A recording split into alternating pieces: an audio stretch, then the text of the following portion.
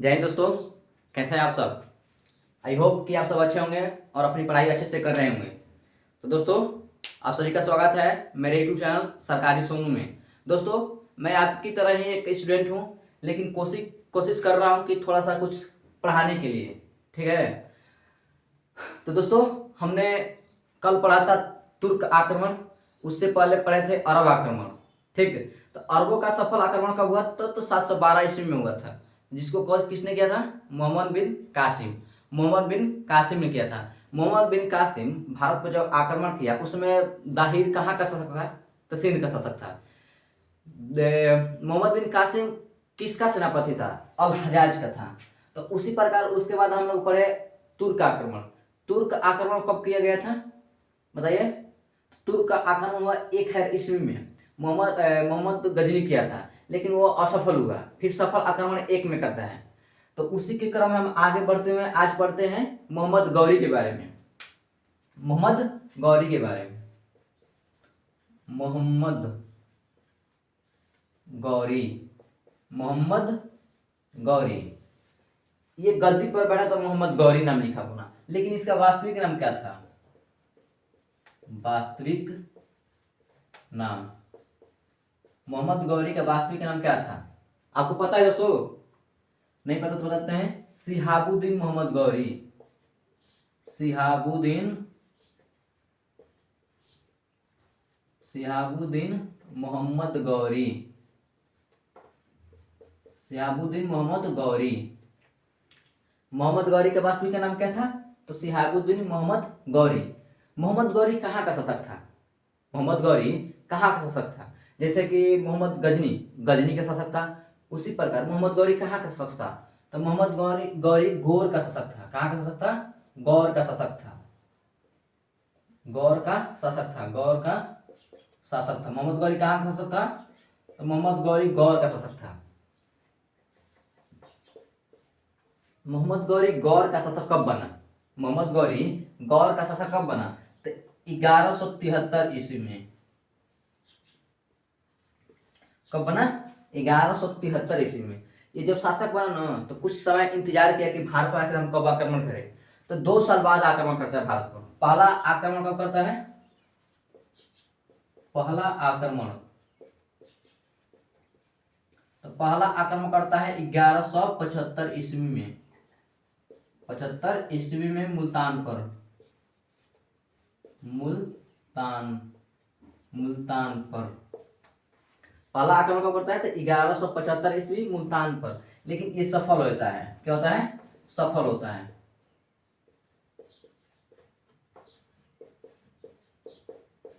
सफल होता है। ठीक। मुल्तान पर करता है और सफल हो जाता है। ठीक। पहला आक्रमण कब किया? 1175 ईस्वी मुल्तान पर करता है और सफल भी हो जाता है। पहले ही आक्रमण अपना मोहम्मद गौरी सफलता पा लेता है। ठीक। इसके बाद इसका मनोबल चरम सीमा पर होती है। मतलब कि कोई भी समझिए कि आप भी जब परीक्षा पहली बार निकालिएगा तो आपका कॉन्फिडेंस थोड़ा सा लेवल बढ़ जाएगा। उसी प्रकार जब मोहम्मद गौरी पहली बार आक्रमण किया, उसमें उसको पहले ही बार में सफलता मिल गई, तो इससे उसके कॉन्फिडेंस क्या हुआ? हाई हो गया। जब कॉन्फिडेंस हाई हो गया उसके बाद, तो फिर ये 2 साल बाद या 3 साल बाद दूसरा आक्रमण। दूसरा आक्रमण 1178 ईस्वी।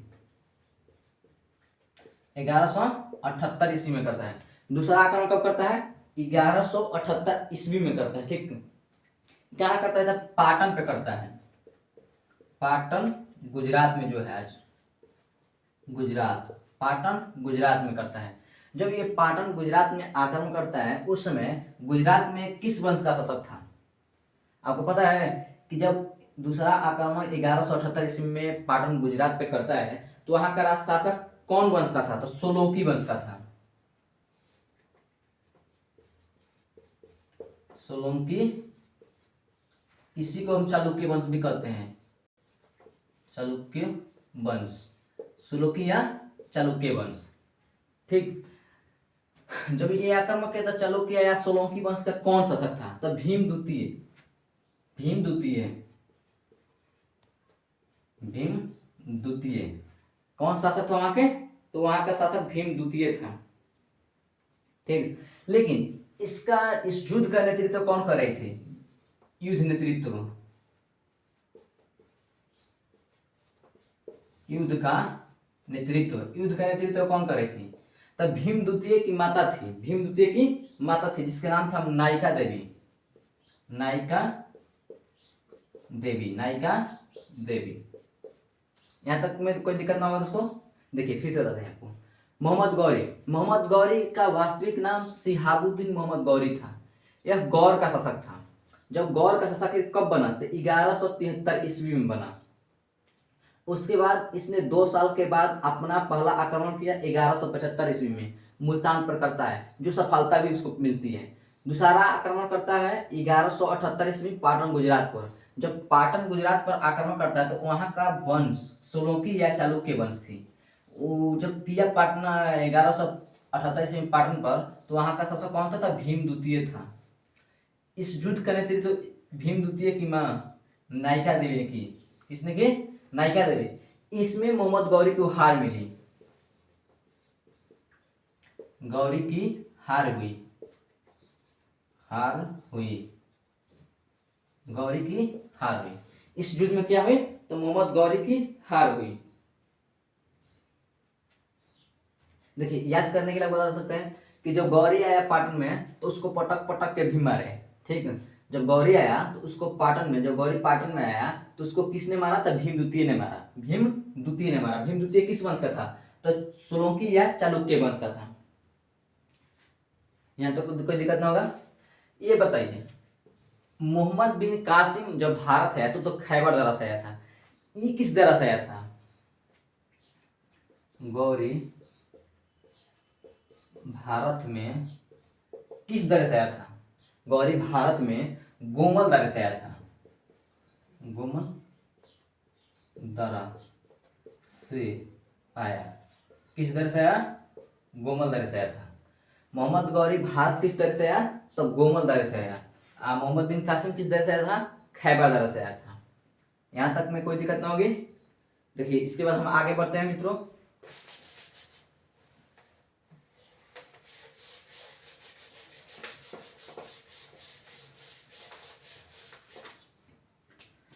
इसके बाद फिर यह आक्रमण करता है 1179 ईस्वी में, 1179 ईस्वी में करता है। पहला आक्रमण 75 में, दूसरा आक्रमण 78 में, फिर तीसरा का 79 में करता है। ये कश्मीर में और सिंध को जीतता है।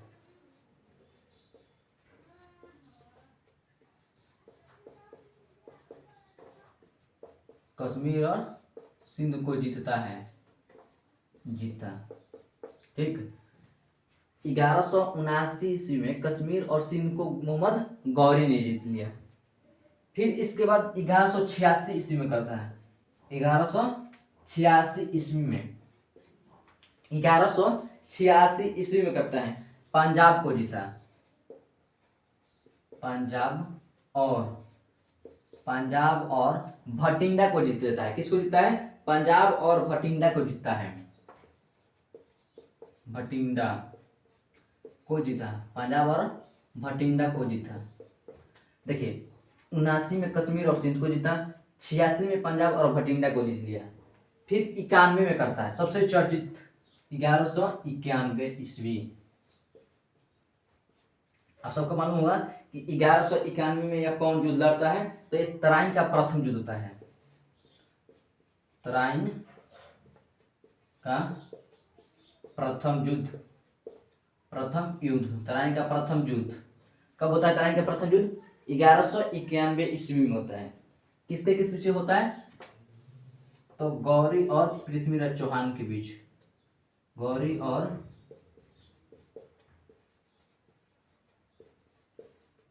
पृथ्वीराज चौहान, पृथ्वीराज चौहान के बीच होता है। मोहम्मद गौरी और पृथ्वीराज चौहान के बीच होता है, ठीक है। इसमें पृथ्वीराज चौहान जीत जाता है, जीत हार। तराइन के प्रथम युद्ध में गौरी हार जाता है और पृथ्वीराज चौहान जीत जाते हैं, पृथ्वीराज चौहान जीत जाते हैं, ठीक है। तराइन के प्रथम युद्ध कब होता है? 1191 में, जिसमें गौरी हारता है और पृथ्वीराज चौहान क्या होता है? जीत जाते हैं। फिर तराइन का दूसरा युद्ध होता है 1192 ईस्वी में।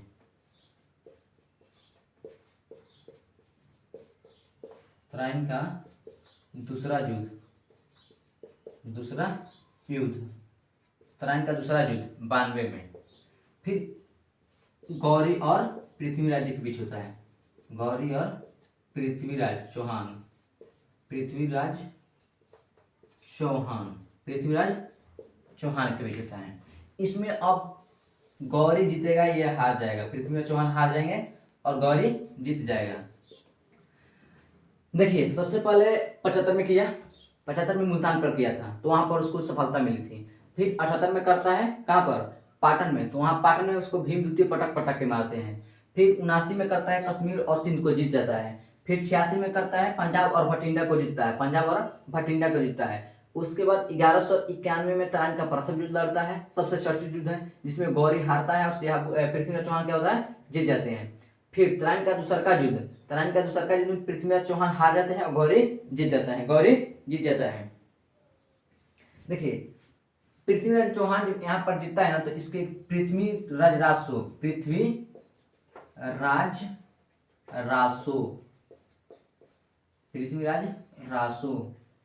ठीक है, पृथ्वीराज रासो पुस्तक के नाम है। पृथ्वीराज रासो जब यहाँ पर जीतता है तो इसके एक कवि हुए थे, इसके दरबार में एक कवि रहा करते थे जिसका नाम क्या है, जिसने पृथ्वीराज रासो पुस्तक लिखा है? चंद्रबदाई।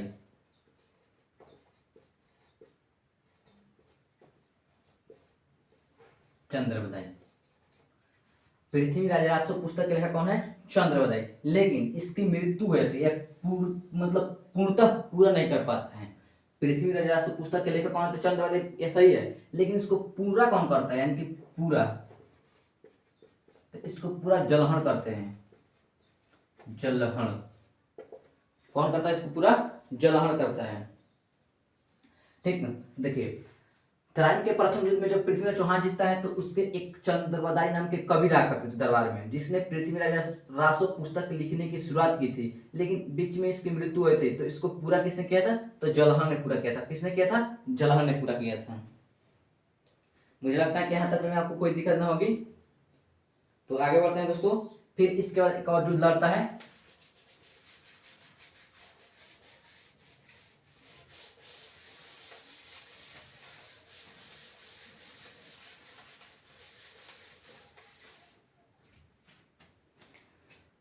देखिए 92 के बाद फिर 94 में लड़ता है। 1194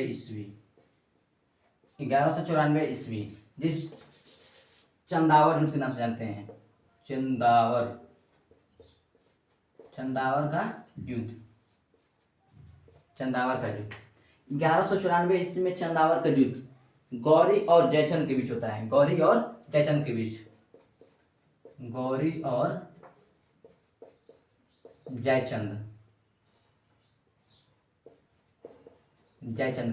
जयचंद इसमें हार जाता है, गौरी जीत जाता है। तो 1194 में चंदावर का युद्ध गौरी और जयचंद के बीच होता है, जिसमें जयचंद हार जाता है और गौरी जीत जाता है। गौरी फिर इसमें जीत जाता है। देखिए जो जयचंद था ये किस वंश का था? जयचंद था यह किस वंश से संबंधित था? तो जयचंद जो था ना, ये गढ़वाल वंश से था। गढ़वाल वंश का था। ठीक, जयचंद किस वंश का था? तो गढ़वाल वंश का था। जयचंद किस वंश का था? गढ़वाल वंश का था। यहां तक तो कोई दिक्कत ना होगा दोस्तों। देखिए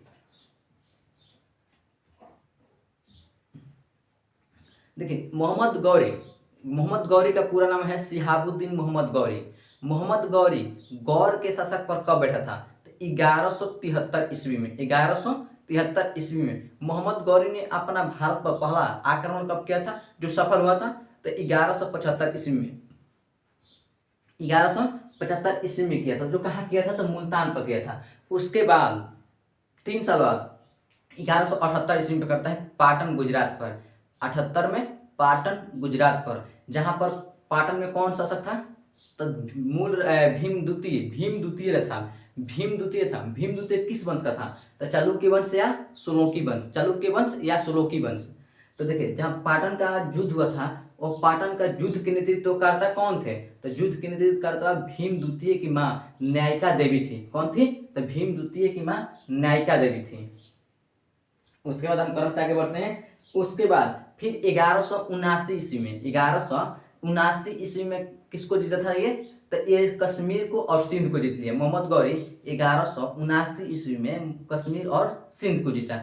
फिर 86 में आक्रमण करता है। जब 86 में आक्रमण करता है तो किसको जीतता है? तो पंजाब और भटिंडा को जीता है। पंजाब और भटिंडा को जीत जाता है। ठीक। उसके बाद फिर सबसे चर्चित युद्ध 1191 में तराइन का प्रथम युद्ध। 1191 में तराइन का प्रथम युद्ध। तराइन का प्रथम युद्ध कब होता? तो 1191 के बीच। किसके बीच? गौरी और पृथ्वीराज चौहान के बीच। जब प्रथम आक्रमण करता है, तराइन का जब प्रथम युद्ध होता है तो उसमें गौरी हार जाता है और चौहान जीत जाता है। गौरी तराइन के प्रथम युद्ध में कौन हारता है? तो गौरी। जीतता कौन होता है? पृथ्वीराज चौहान। फिर दूसरा युद्ध होता है 92 में। 91 में प्रथम, 92 में दूसरा। तो 92 में गौरी अब जीत जाएगा। 92 में कौन जीतेगा? गौरी। अब 92 में हार जाएगा कौन? तो पृथ्वीराज चौहान हार जाएगा। फिर उसके 2 साल बाद 1194 ईस्वी में, 1194 ईस्वी में जयचंद के बीच और गौरी के बीच युद्ध होता है जिसका नाम है चंदावर का युद्ध। चंदावर का युद्ध कब होता है? तो 1194 ईस्वी में। चंदावर का युद्ध कब होता है? 1194 ईस्वी में होता है। किसके बीच होता है चंदावर का युद्ध? तो गौरी और जयचंद के बीच। जयचंद किस वंश का शासक था? गढ़वाल वंश का शासक था। जयचंद किस वंश का शासक था? तो गढ़वाल वंश का था। ठीक, यहां तक मुझे लगता है कि कोई दिक्कत ना हुई है, तो हम आगे बढ़ते हैं। ठीक है, देखिए जब तराइन का दूसरा युद्ध यानी कि 1192 ईस्वी में लड़ा जा रहा था तो उसके एक मतलब समझिए कि सलाहकार या कि एक गुरु आया था उसका, या सलाहकार आया था। जब तराइन का दूसरा युद्ध हो रहा था यानी कि 1192 ईस्वी में, तो मोहम्मद गौरी के साथ उसके एक सलाहकार या गुरु एक आया था। उस गुरु का नाम क्या था? 1192 ईस्वी में तराइन का दूसरा युद्ध, तराइन का दूसरा युद्ध कब होता है? तो 1192 में। यहां तक तो सही है। तो गौरी के साथ एक सलाहकार आया था।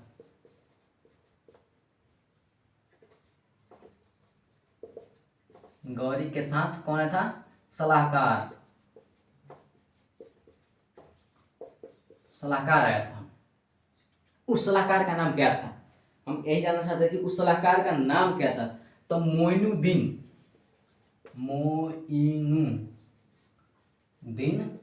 चिश्ती, मोइनुद्दीन चिश्ती आया था। इसी के कारण वो जीत जाता है। यही सलाहकार के चलते वह जीत जाता है। मोइनुद्दीन चिश्ती के कारण वह जीत जाता है। तो क्वेश्चन आपसे यही पूछ सकता है कि मोइनुद्दीन चिश्ती भारत में कब और किसके साथ आया था? तो 1192 ईस्वी तराइन का दूसरा युद्ध मोहम्मद गौरी के साथ भारत आया था। किसके साथ आया था? मोहम्मद गौरी के साथ आया था।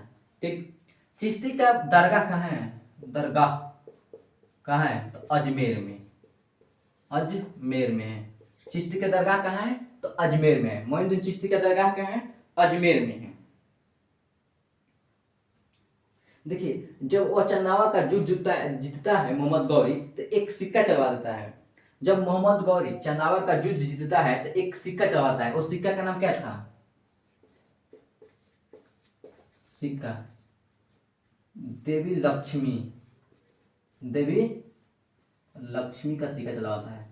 तो देवी लक्ष्मी का सिक्का कब चलवाता है? तो चंदावर युद्ध के जीतने के बाद चलवाता है। चंदावर युद्ध के जीतने के बाद शुरू करता है। देवी लक्ष्मी का सिक्का कौन शुरू करता है? तो मोहम्मद गौरी शुरू करता है। जब चंदावर को वह जीत जाता है तब वह शुरू करता है। क्या चीज शुरू करता है? तो देवी लक्ष्मी का सिक्का शुरू करता है।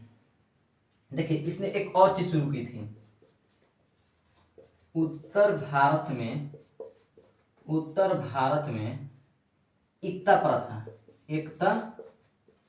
प्रथा की शुरुआत। उत्तर भारत में एकता प्रथा की शुरुआत कौन करता है?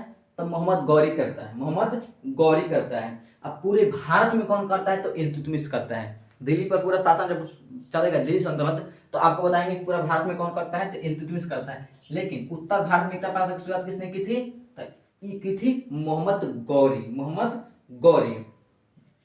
देखिए अपने सैनिकों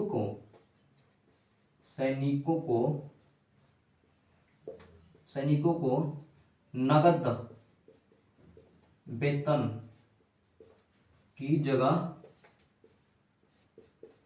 जमीन का टुकड़ा देता था। जमीन का टुकड़ा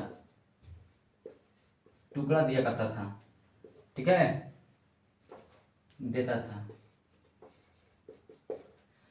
सैनिकों को नगद वेतन की जगह क्या देता था, तो जमीन का टुकड़ा दिया करता था, ठीक। मोहम्मद गौरी की हत्या, अब इसके बाद यह मर जाएगा। गौरी की हत्या हो जाती है। गौरी की हत्या कौन करता है, तो 15 मार्च 1206 ईस्वी, 15 मार्च 1206 ईस्वी में, 15 मार्च 1206 ईस्वी में अली मर्दान नाम के व्यक्ति ने किया था। अली मर्दान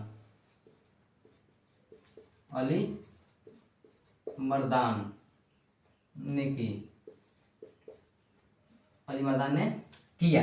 लेकिन कहां पर किया था, तो यह किया था दमयक में। दमयक में कहा की थी, दमयक में किया था, ठीक। देखिए चंदावर का युद्ध 94 में, जहां पर देवी सिक्का चढ़ाई जीत करके जो चंदावर युद्ध लड़ा था, तो उसमें जयचंद था। जयचंद किस वंश का था, गढ़वाल वंश का था। फिर 1192 ईस्वी में जो तराइन का दूसरा युद्ध हुआ था, जिसमें मोहम्मद गौरी जीता था, वह सलाहकार लेकर आया था। सलाहकार का नाम क्या था, मोइनुद्दीन चिश्ती। मोइनुद्दीन चिश्ती का दरगाह कहाँ है, तो अजमेर में है। उत्तर भारत में एकता प्रथा की शुरुआत किसने की थी, तो गौरी ने की थी। सैनिकों को नगद वेतन की जगह जमीन का टुकड़ा दिया करता था गौरी। गौरी की हत्या 15 मार्च 1206 ईस्वी को अली मर्दान नामक व्यक्ति ने की थी। यह खोखरो करते हैं, खोखरो द्वारा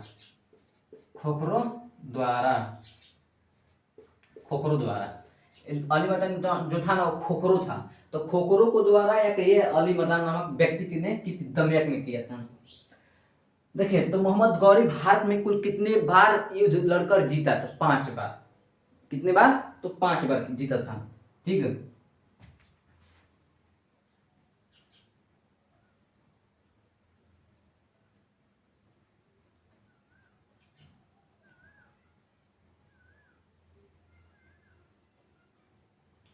तो यहाँ तक मुझे लगता है कि कोई दिक्कत ना होगी दोस्तों।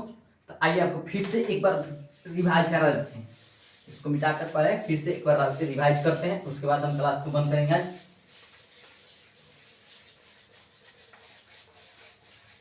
देखिए सबसे पहले भारत को हुआ था अरब आक्रमण। अरब आक्रमण कब हुआ था, तो 711 ईस्वी में, लेकिन वो असफल था। लेकिन सफल गया तो 12 में मोहम्मद बिन कासिम के द्वारा। फिर उसके बाद होता है तुर्क आक्रमण। तुर्क आक्रमण कब किया गया था, तो 1000 ईस्वी में किया गया था। कौन किया था, तो इसको करने वाला था मोहम्मद गजनी। लेकिन जब पहला आक्रमण किया तो वो भी असफल हुआ। फिर 1001 ईस्वी में करता है, लेकिन सफल हो जाता है। उसी के क्रम में आगे बढ़ते हुए मोहम्मद गौरी। मोहम्मद गौरी कहाँ का शासक था, तो मोहम्मद गौरी गौर का शासक था। मोहम्मद गौरी कहाँ का शासक था, गौर का था। मोहम्मद गौरी गौर का शासक कब बना, तो गौर के शासक 73 में बना। कब बना, तो 1173 ईस्वी में। मतलब 73 कहने का मतलब कि 1173, मतलब क्रम में से चलिए अब। तो मोहम्मद गौरी गौरा के शासक कब बना, तो 1173 ईस्वी में। जब 73 में बना तो 2 साल इंतजार कर रहा था। इंतजार करने के बाद वह गोमल दरे से भारत आता है और 1175 ईस्वी में भारत पर आक्रमण करता है। कहाँ पहली बार, तो मुल्तान पर आक्रमण करता है, वहां पर जीत भी जाता है। तो मोहम्मद गौरी जब भारत पर आक्रमण करता है तो पहली बार में ही उसको सफलता मिल जाती है। जब पहले सफलता में उसके मनोबल बढ़ जाता है। मनोबल बढ़ने के बाद वो फिर से 1178 ईस्वी में आता है। लेकिन यहाँ पर उसका सामना होता है भीम द्वितीय से। भीम द्वितीय कहाँ का शासक था, पाटन का शासक था। पाटन कहाँ है, तो आज के दर्ज में गुजरात पर है। तो इसी क्रम में 78 पे पाटन पर आक्रमण करता है। लेकिन वहां पर भीम द्वितीय था, जो सलूकी वंश या चालुक्य वंश के शासक था। वहां पर वो भीम द्वितीय पटक कर किसको मारता है, गौरी को। तो गौरी भाग जाता है वहां से। जब गौरी भाग जाता है वहां से, तो उस युद्ध का नेतृत्व किसने की थी, तो भीम द्वितीय की मां नायिका देवी ने की थी, ठीक। उसके बाद आता है 1179 ईस्वी में, कश्मीर को और सिंध को जीत के ले जाता है। फिर आता है 86 में, जो पंजाब को और भटिंडा को जीत के ले जाता है। उसके बाद फिर आता है 1191 ईस्वी में, जिस तरह है तराइन का प्रथम युद्ध होता है। तराइन का प्रथम युद्ध कब हुआ? 1191 में। किसके किसके बीच? पृथ्वीराज चौहान और गौरी के बीच। तो इसमें पृथ्वीराज चौहान जीत जाते हैं पहला में और गौरी हार जाता है। उसके बाद होता है 1192 ईस्वी। 1192 में तराइन का दूसरा युद्ध, 91 में पहला, 92 में दूसरा। तो 92 में गौरी जीत जाता है, पृथ्वीराज चौहान हार जाते हैं, पृथ्वीराज चौहान हार जाते हैं। फिर उसी क्रम में चंदावर का युद्ध होता है। जब चंदावर का युद्ध होता है ना, तो चंदावर के युद्ध में जयचंद और गौरी होते हैं। जयचंद गढ़वाल वंश का होता था। किस वंश का? गढ़वाल वंश का। और जब जयचंद को हरा देता है गौरी, तो उसके बाद देवी लक्ष्मी का सिक्का चलवा देता है। और इसी क्रम में जब 1192 में भारत पर आकर के तराइन का दूसरा युद्ध जब किया, तो उस समय उसने अपने एक सलाहकार को लेकर आया था। उस सलाहकार का नाम था मोइनुद्दीन चिश्ती। चिश्ती आया तो अजमेर में रहने लगा। अब उसकी डेथ हो गई तो अजमेर में उसकी दरगाह बना दी गई। ठीक। उसके बाद जब इसने तराइन का युद्ध जीत जाता है, तो देवी लक्ष्मी का सिक्का चलवा देता है। सिक्का चलवाने के बाद अब इसकी कुछ विशेषताएं पढ़ते हैं। इल्तुतमिश जो था ना, वो पूरे भारत भर में एकता प्रथा की शुरुआत करता है। लेकिन उत्तर भारत में एकता प्रथा कहेगा तो गौरी, उत्तर भारत में गौरी। इसी क्रम में जो वहां पर पृथ्वीराज चौहान को पृथ्वीराज चौहान गौरी को हराए थे, तो पृथ्वीराज चौहान के दरबार में एक कवि रहा करते थे जिसका नाम था चंद्रबदाई। उसने क्या किया था? तो पृथ्वीराज राजस्व पुस्तक के लिखने की शुरुआत की थी, लेकिन उसको पूरा किसने किया था? तो जलहर ने की थी। पूरा किसने की थी? जलहर ने की थी। वेतन के जगह पे यह क्या करता था कि जमीन का टुकड़ा दिया करता था कि लो तुम यहाँ पर जमीन रख लो, तुम यहाँ पर रख लो, ये काम करता था। फिर इसके हत्या हो जाती है। हत्या होती है 12 मार्च 15 मार्च 1206 ईस्वी को। 15 मार्च 1206 ईस्वी को कौन कर देता है? तो अली मर्दान। अली मर्दान कहाँ के करता है, मतलब उसका हत्या? तो दमियक में करता है। दमियक में करता है। अली मर्दान कहाँ का रहने वाला था? तो खोखरो के, मतलब खोखरो के साथ लगता है मुझे वंश है, उसी वंश का था कौन? अली मर्दान, जो 15 मार्च 1206 ईस्वी को उसकी हत्या कर देती है। ठीक। तो आई होप दोस्तों आप सबको मेरी ये क्लास अच्छी लगी होगी। तो दोस्तों आप सबको अगर मेरी क्लास अच्छी लगी होगी तो चैनल को सब्सक्राइब कर लीजिए और प्लीज वीडियो को लाइक कर दिया करें, वीडियो को लाइक कर दिया करें। तो आगे मिलेंगे कल से। अब दिल्ली सल्तनत हम शुरू करेंगे। तो आज के लिए इतना ही, बाकी मिलते हैं कल। जय हिंद दोस्तों।